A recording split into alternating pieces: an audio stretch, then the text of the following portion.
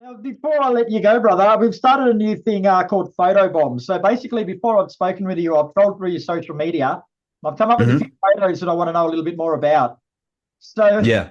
I found this one like the old saying, a band who pisses together stays together. What's going on here?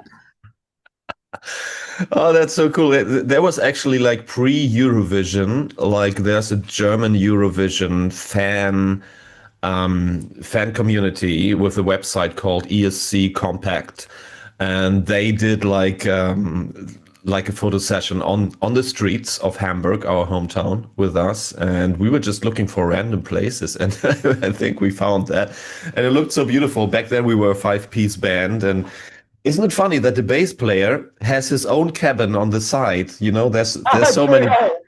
Yeah, there's so many jokes about bass players, always like, like musician jokes, and most of them about bass players always being the kind of special guy. So he has his own his own stall. I That's love that. awesome. All right. And the other one I found is at first I thought this was a really cool place for you to play a gig, but then I saw baseball bats and flowers, and it doesn't look like a normal gig to me.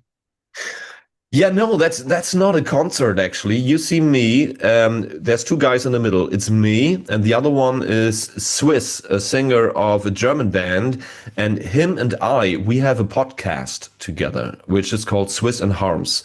Sorry, it's in German, so it doesn't really make sense for Australian people to listen to it, but we have a podcast because we're both in bands. It's two very different bands. We're doing like this gothic metal stuff, and he's doing German music, a mixture of punk and hip hop, like punk rap, so to say, crossover somehow. Let's say it's Rage Against the Machine in German, and so we talk about lots about the music industry, about politics, about this and that, about touring life.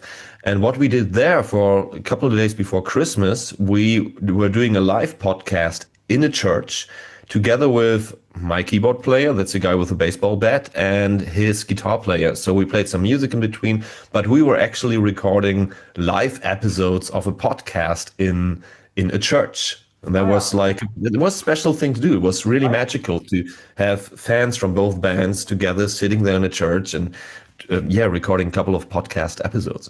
That's fantastic. That's nothing like what I thought you were going to reply to for that. That's beautiful. Yeah.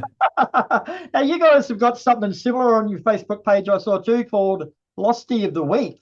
Tell us about that. Looks Mhm. like a pretty interesting concept. Yeah, it's interesting, because you want to give the fans that actually want it a stage. Some of them, they prefer to stay in the background and they do not want to be seen.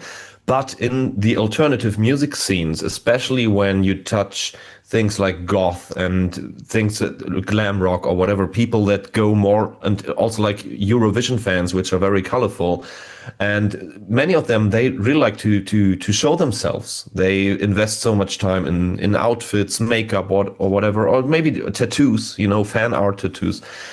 So we thought like people can just send us their pictures, and then we post like one, two, three, four, five, however, like losties of the week, like weekly, and showing them. If they want, we can tag them on Instagram, so so they can connect, they can get friends, whatever. And I think that's a beautiful thing. So there's like 5 to 10 people sending us their pictures every week and keep them coming. It's nice for us to see them, to see how they look like, how they kind of are inspired by our makeup or copy it or do fan art, tattoos, whatever. I love that. And it's connecting all of us so much more.